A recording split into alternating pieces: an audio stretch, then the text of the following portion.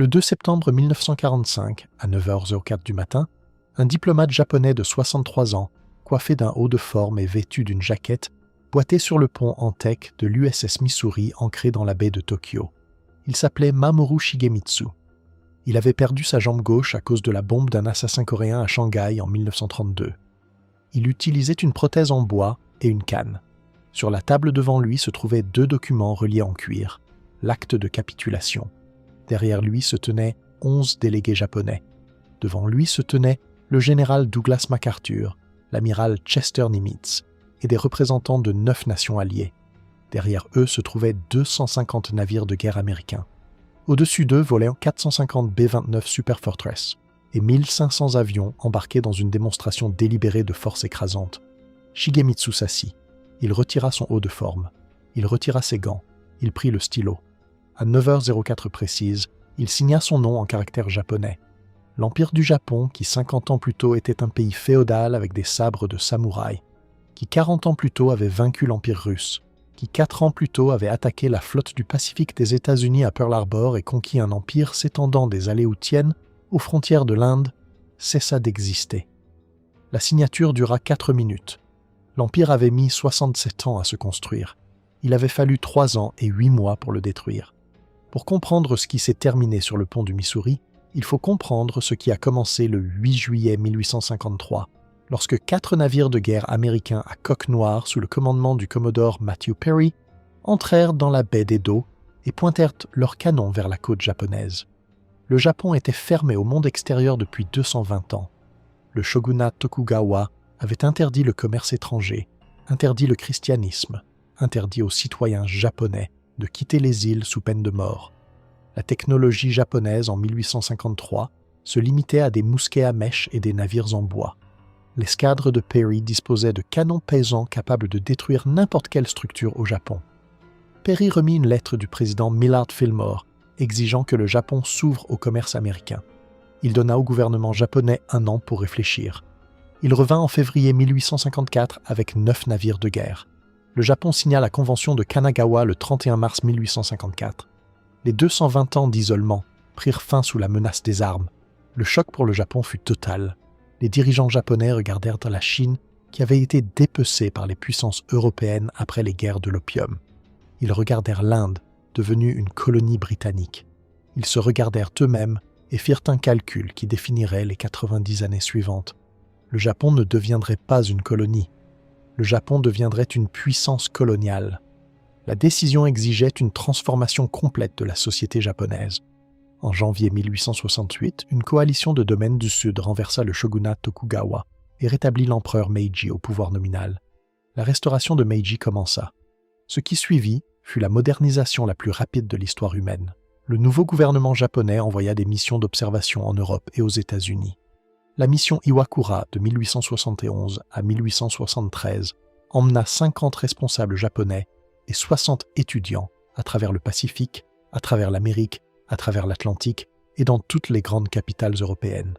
Ils étudièrent la doctrine navale britannique, ils étudièrent l'organisation militaire prussienne, ils étudièrent la production industrielle américaine, ils étudièrent les codes juridiques français.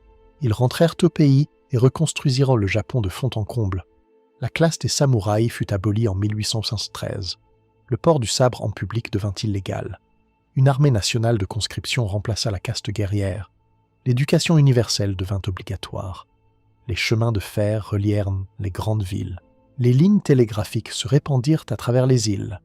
Les vêtements occidentaux remplacèrent les habits traditionnels japonais dans le gouvernement et les affaires.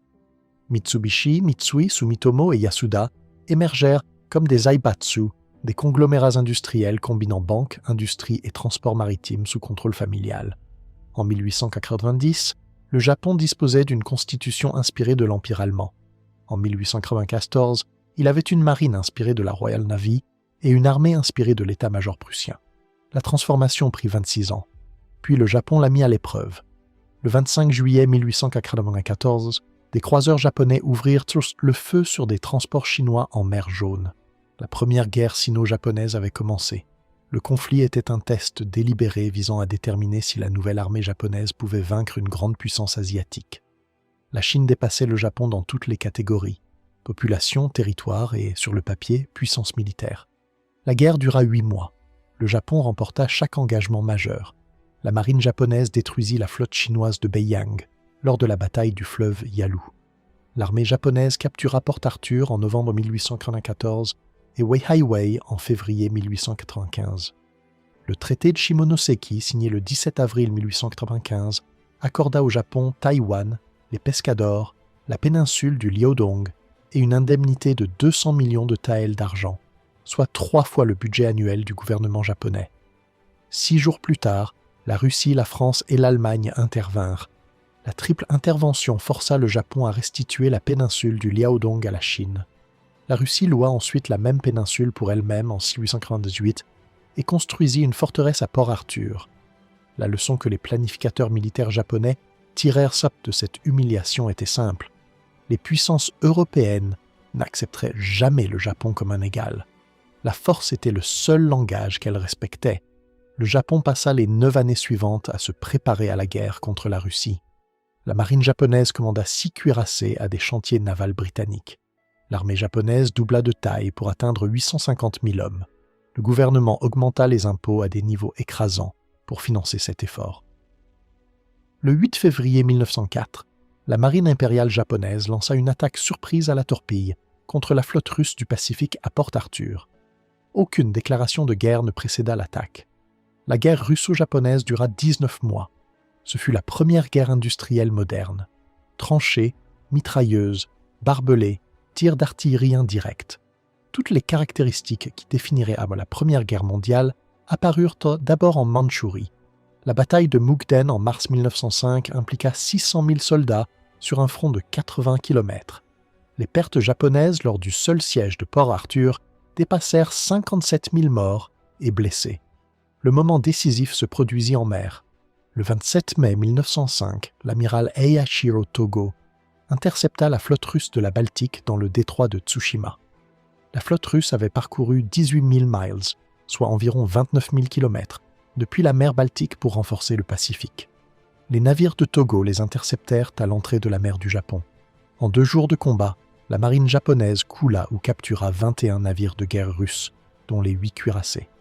Les pertes russes dépassèrent 5 000 morts et 6 000 prisonniers. Les pertes japonaises furent de 3 torpilleurs et 117 hommes.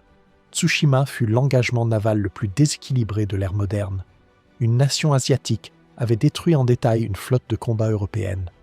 Le traité de Portsmouth, négocié par le président Theodore Roosevelt, donna au Japon la Corée, la moitié sud de l'île de Sakhalin, les concessions russes en Mandchourie du Sud et la reconnaissance comme grande puissance. Le Japon avait accompli en 50 ans ce que les puissances européennes avaient construit en 4 siècles. Le problème était que la leçon intériorisée par le Japon était désormais encore plus dangereuse qu'auparavant. Les attaques surprises fonctionnaient. La guerre d'agression payait. Les puissances occidentales pouvaient être battues. L'armée japonaise, en particulier l'armée de terre, commença à croire que l'audace et l'esprit pouvaient surmonter tout désavantage matériel. Cette croyance survivrait aux 40 années suivantes. Elle tuerait des millions de personnes. Elle se terminerait avec 2 B-29 américains volant au-dessus d'Hiroshima et de Nagasaki. Les années 1920 semblaient suggérer une autre voie. Après la Première Guerre mondiale, le Japon était l'une des 5 grandes puissances à la conférence de paix de Paris. Le traité naval de Washington de 1922 limita la construction de navires capitaux selon un ratio de 5-5-3 pour les États-Unis, la Grande-Bretagne et le Japon respectivement. Les diplomates japonais acceptèrent ces limites en échange d'accords américains et britanniques visant à ne pas fortifier les bases du Pacifique à l'ouest d'Hawaï ou à l'est de Singapour. Le gouvernement civil à Tokyo poursuivit une politique de coopération avec les puissances occidentales. Le commerce international prospéra. Tokyo et Osaka se modernisèrent rapidement. Les intellectuels japonais adoptèrent des idées démocratiques. L'époque fut appelée « démocratie Taisho », du nom de l'empereur Taisho qui régna de 1912 à 1926. Sous la surface, l'armée japonaise perdait patience. Les officiers de l'armée impériale japonaise considéraient le traité de Washington comme une ruse occidentale visant à subordonner définitivement le Japon. Ils considérèrent le gouvernement civil comme faible et corrompu par l'influence étrangère. Ils commencèrent à s'organiser. Le Kodoha, la faction de la voie impériale, prônait une action directe pour renverser les politiciens corrompus et restaurer le pouvoir direct de l'empereur. Le Tōseiha, la faction du contrôle, prônait le travail au sein du système existant pour militariser progressivement l'État. Les deux factions s'accordèrent sur un point. Le Japon devait s'étendre ou mourir. La Grande Dépression de 1929 détruisit ce qui restait de l'autorité du gouvernement civil. Les exportations de soie japonaise vers les États-Unis s'effondrèrent. Les familles rurales moururent de faim. Le chômage urbain explosa. Les jeunes officiers, souvent issus de milieux ruraux, virent leurs propres familles souffrir et accusèrent les politiciens et les industriels des zaibatsu. Le 18 septembre 1931, de jeunes officiers de l'armée du Guandong, agissant sans ordre de Tokyo, firent exploser une petite charge sur la voie ferrée de la Mandchourie du Sud, près de Mukden. Ils accusèrent des soldats chinois. Ils utilisèrent l'incident comme prétexte pour envahir toute la Mandchourie. Le gouvernement civil à Tokyo apprit l'invasion par les journaux. Il ne l'avait pas autorisé. Il ne pouvait pas l'arrêter. En février 1932, l'armée du Guandong avait conquis la Mandchourie, une région plus vaste que la France et l'Allemagne réunies. Ils établirent l'état fantoche du Manchukuo et installèrent le dernier empereur Qing, Puyi, comme figure de proue. La Société des Nations condamna l'invasion. Le Japon se retira de la société en 1933. Le 15 mai 1932, 11 jeunes officiers de la marine assassinèrent le premier ministre Inukai Tsuyoshi dans sa résidence officielle. Inukai avait tenté de négocier avec l'armée du Guandong. Les assassins furent jugés, mais reçurent des peines légères. Le public japonais, ayant lu des récits romancés du patriotisme des meurtriers dans les journaux, les considéra comme des héros. Le 26 février 1936, 1500 soldats de la faction de la Voie impériale occupèrent le centre de Tokyo et assassinèrent 3 hauts responsables gouvernementaux, dont l'ancien Premier ministre Saito Makoto et le ministre des Finances Takashi Korekiyo. Ils échouèrent à tuer le Premier ministre Okada Keisuke uniquement parce qu'ils abattirent par erreur son beau-frère. La tentative de coup d'État échoua. L'empereur ordonna personnellement aux rebelles de se rendre. Ils obéirent. Les dirigeants furent exécutés. Mais la purge du Kodoha ouvrit la voie à la domination du Tōseiha au sein de l'armée, et le Tōseiha avait des ambitions plus grandes que la Mandchourie. En 1936, l'armée japonaise contrôlait le gouvernement dans tout, sauf le nom. Les premiers ministres civils servaient à la discrétion des ministres de l'armée et de la marine. Tout cabinet qui déplaisait à l'armée tombait en quelques semaines. La voie vers la guerre totale était ouverte.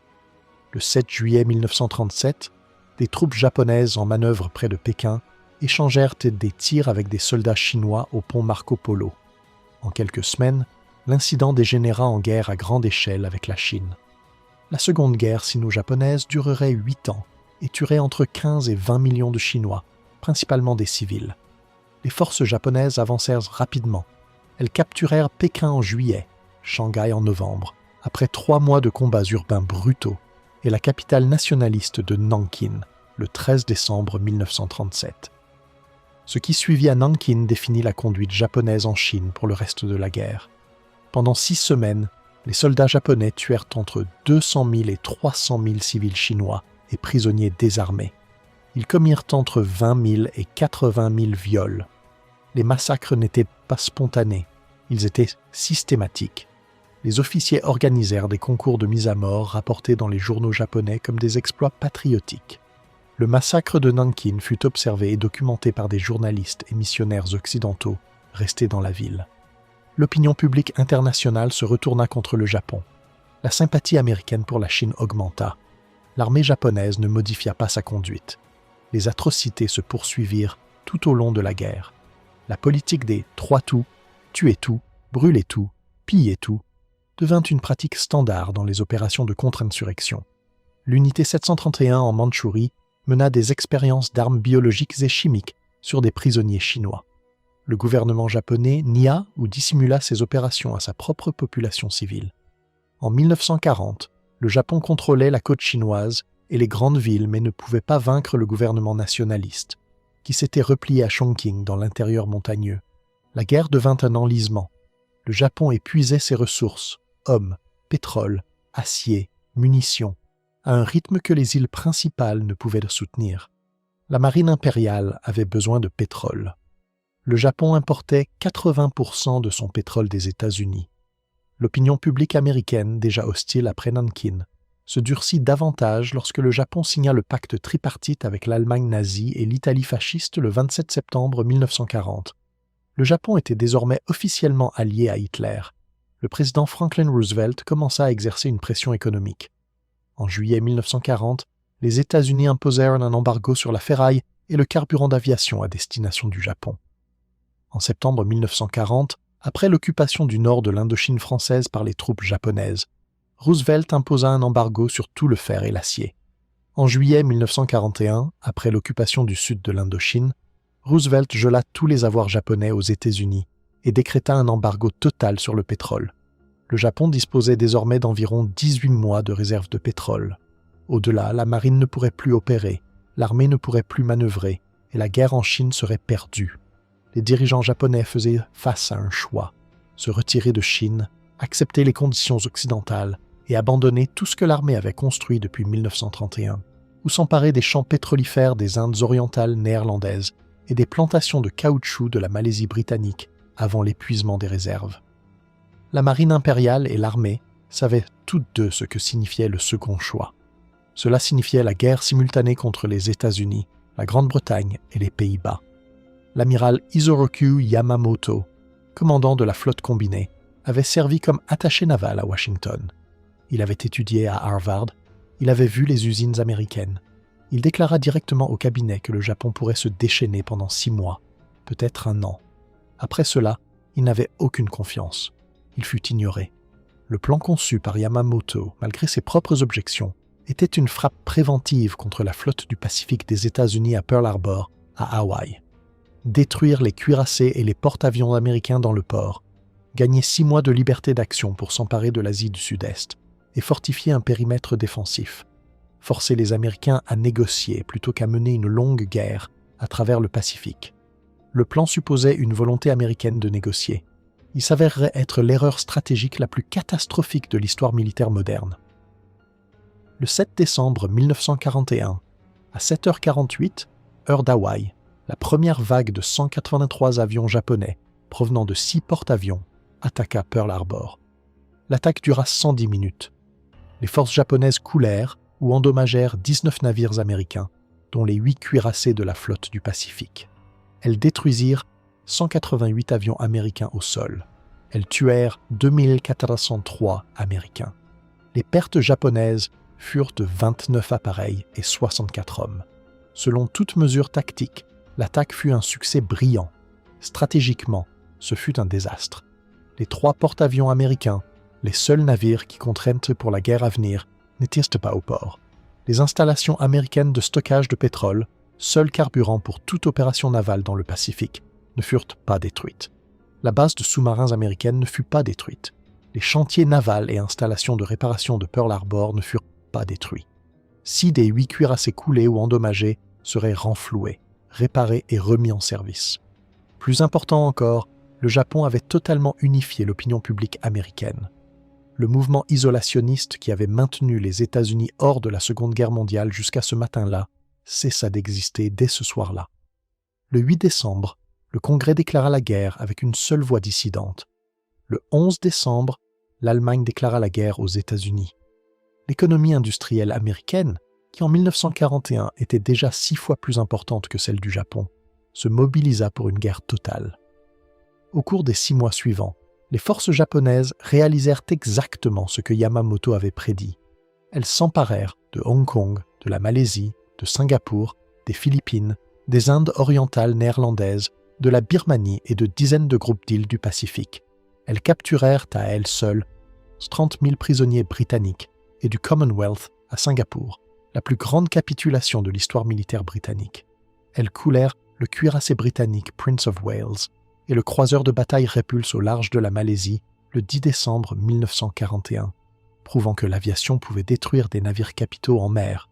Elles humilièrent ça les forces américaines à Bataane et Corregidor.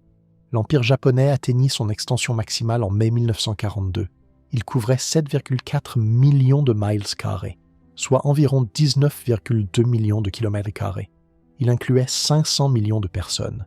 Puis, le 4 juin 1942, 4 porte-avions japonais rencontrèrent 3 porte-avions américains au large de l'atoll de Midway. En 5 minutes, entre 10h22 et 10h27 du matin, des bombardiers en piqué américains détruisirent 3 des 4 porte-avions japonais. Le 4e fut détruit cet après-midi-là. Le Japon perdit 248 avions et plus de 3000 hommes, dont l'essentiel de ses aviateurs navals expérimentés. La victoire américaine à Midway a été qualifiée de plus grande victoire navale depuis Trafalgar. Ce fut aussi le moment où la guerre bascula. Le Japon ne reconstitua jamais une force de porte-avions capable d'opérations offensives. Les pilotes perdus à Midway ne purent être remplacés. La marine impériale avait passé 20 ans à former un petit corps d'élite d'aviateurs plutôt qu'à établir un système de formation de masse. Une fois disparu, il l'était définitivement. Le système de formation américain, en revanche, produisit plus de 60 000 aviateurs navals pendant la guerre. L'écart qualitatif se combla en 18 mois. L'écart quantitatif, lui, fut permanent. À partir d'août 1942, la guerre dans le Pacifique devint une lente strangulation. Les forces américaines débarquèrent à Guadalcanal le 7 août 1942 et combattirent pendant 6 mois pour tenir un aérodrome. Elles apprirent les techniques de la guerre amphibie contre des îles fortifiées. Elles payèrent ces leçons par des milliers de Marines morts. Tarawa en novembre 1943, Saipan en juin 1944, Peleliu en septembre 1944, Iwo Jima en février 1945, Okinawa en avril 1945. Chaque île était plus fortement fortifiée que la précédente. Les défenses japonaises se déplacèrent sous terre, dans des systèmes de grottes et de tunnels. Les soldats japonais combattirent jusqu'au dernier homme. Les civils japonais à Saipan et Okinawa se suicidèrent en masse plutôt que de se rendre. À Iwo Jima, le général Tadamichi Kuribayashi commandait 21 000 soldats japonais depuis un bunker de commandement situé à 23 mètres sous terre, au sein de 29 km de tunnels creusés à la main dans la roche volcanique. Les Marines américains subirent 26 000 pertes pour prendre l'île. Seuls 216 soldats japonais se rendirent. Les autres moururent au combat ou dans les tunnels. Le schéma était clair. Le Japon ne pouvait pas gagner. Le Japon ne se rendrait pas. Pendant ce temps, les sous-marins américains détruisaient la marine marchande japonaise, à un rythme que l'économie japonaise ne pouvait pas supporter. En 1945, la marine marchande japonaise avait perdu 88% de son tonnage d'avant-guerre. Les importations de pétrole avaient cessé. Les importations de riz avaient cessé. Les îles principales du Japon mourèrent de faim. La marine impériale, à court de carburant, maintenait ses navires de guerre restant à l'ancre comme batteries anti-aériennes flottantes. Les B-29 Super Fortress américains basés dans les Mariannes atteignirent le Japon en novembre 1944. Les bombardements de précision de jours initiaux produisirent des résultats limités. En mars 1945, le major général Curtis LeMay passa à des attaques incendiaires nocturnes à basse altitude. Dans la nuit du 9 au 10 mars 1945, 334 B-29 larguèrent 665 tonnes de napalm et de bombes incendiaires sur Tokyo. La tempête de feu qui en résulta tua environ 100 000 civils et détruisit 41 km² de la ville. Plus de personnes moururent en une seule nuit à Tokyo qu'à Hiroshima. Au cours des 5 mois suivants, les B-29 de LeMay incendièrent 67 villes japonaises. En août 1945, la production industrielle japonaise s'était effondrée. Les civils japonais mangeaient de l'écorce d'arbres. Les dirigeants japonais continuaient de refuser la reddition. Le 26 juillet 1945, les États-Unis, la Grande-Bretagne et la Chine publièrent la déclaration de Potsdam exigeant la reddition sans condition du Japon sous peine de destruction rapide et totale. Le Japon rejeta la déclaration le 28 juillet. Le 6 août 1945, à 8h15, heure locale, un seul B-29 nommé Enola Gay largua une bombe atomique sur Hiroshima. L'arme libéra une énergie équivalente à 15 000 tonnes de TNT. Elle tua environ 80 000 personnes instantanément. À la fin de 1945, 60 000 autres étaient mortes de blessures et de radiation. Le 9 août à 11h02, une seconde bombe atomique détruisit Nagasaki, tuant immédiatement 40 000 personnes supplémentaires. Entre les deux bombardements, le 8 août, l'Union soviétique déclara la guerre au Japon et lança une offensive de 1,5 million d'hommes à travers la frontière mandchoue. L'armée du Guandong, autrefois force d'élite du Japon, avait été dépouillée de son équipement et de ses troupes de qualité pour la défense des îles principales. Elle s'effondra en quelques jours. Le 14 août 1945, l'empereur Hirohito enregistra une annonce de reddition à l'intention du peuple japonais. Un groupe d'officiers de l'armée tenta d'empêcher la diffusion par un coup d'État contre le palais impérial lui-même. Le coup échoua. Le 15 août à midi, le peuple japonais entendit pour la première fois de son histoire la voix de son empereur.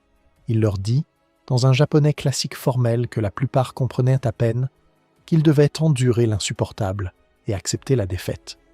18 jours plus tard, Mamoru Shigemitsu prit le stylo sur le pont du Missouri. L'empire qui s'acheva dans la baie de Tokyo avait commencé par une question que les dirigeants japonais s'étaient posée en 1853, lorsque des navires de guerre américains avaient pointé leurs canons vers leurs côtes.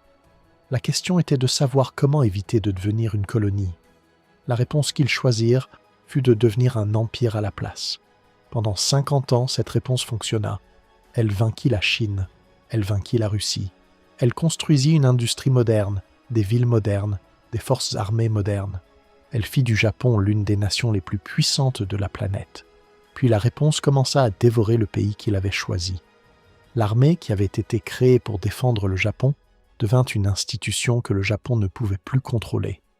De jeunes officiers organisèrent des assassinats pour éliminer les civils qui les remettaient en question. Des armées de campagne envahirent des pays sans ordre de Tokyo. La guerre en Chine, qu'aucune analyse rationnelle ne laissait penser que le Japon pouvait gagner, devint un engagement impossible à abandonner. Des décisions que tout observateur lucide pouvait voir comme catastrophiques. L'attaque de Pearl Harbor, le refus de se rendre après Midway, le refus de se rendre après Saipan, le refus de se rendre après l'incendie de Tokyo, furent prises parce que la culture institutionnelle de l'armée japonaise ne pouvait accepter l'alternative. 3 millions de Japonais moururent dans la guerre. 26 millions de Chinois moururent. Des millions d'autres Coréens, Philippins, Indonésiens, Vietnamiens, Birmans, Indiens, Malais, habitants des îles du Pacifique et soldats alliés moururent. 2 villes japonaises furent détruites par des armes qui n'existaient pas au début de la guerre.